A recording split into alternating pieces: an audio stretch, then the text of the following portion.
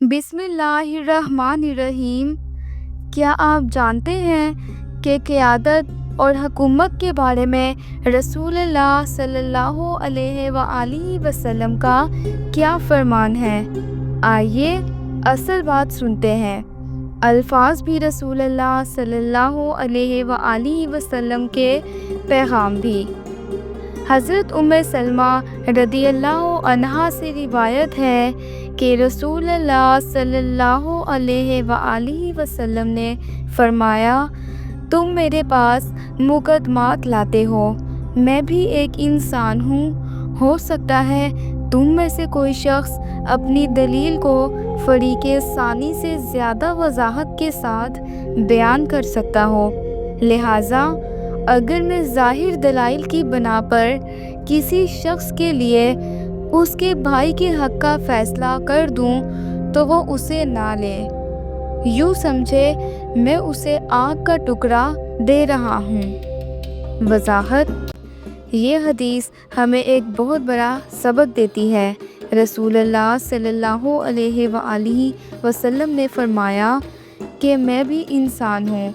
अगर कोई शख्स अपनी बात बहुत चालाकी से पेश करे तो हो सकता है ज़ाहिरी दलील की बुनियाद पर फ़ैसला उसके हक़ में हो जाए, लेकिन असल हक़ उसका ना हो। तो जो चीज़ वो फ़ैसला समझकर लेता है दर हकीकत वो जहन्नुम की आग है, अगर वो नाजायज़ है।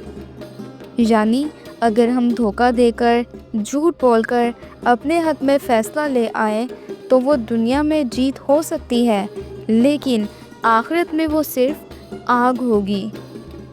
हज़रत अबू हुरैरा रदियल्लाहु अन्हु से रिवायत है कि रसूलुल्लाह सल्लल्लाहु अलैहि वसल्लम ने फरमाया, तुम अमारत की ख्वाहिश करोगे जबकि ये क़यामत के दिन निदामत और अफ़सोस व हसरत का सबब बन जाएगी।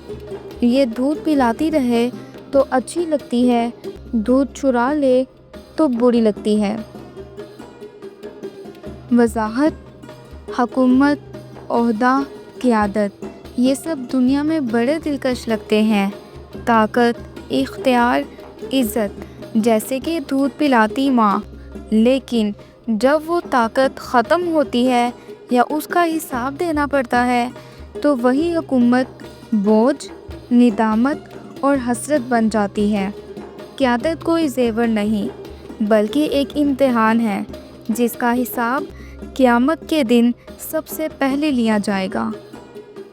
ए अल्लाह, हमें हक़ के साथ अदल करने और झूठे फ़ायदे से बचने की तौफ़ीक़ अता फ़रमा और क़यामत के दिन हमें निदामत व हसरत से महफूज फ़रमा। आमीन या रब्बुल आलमीन।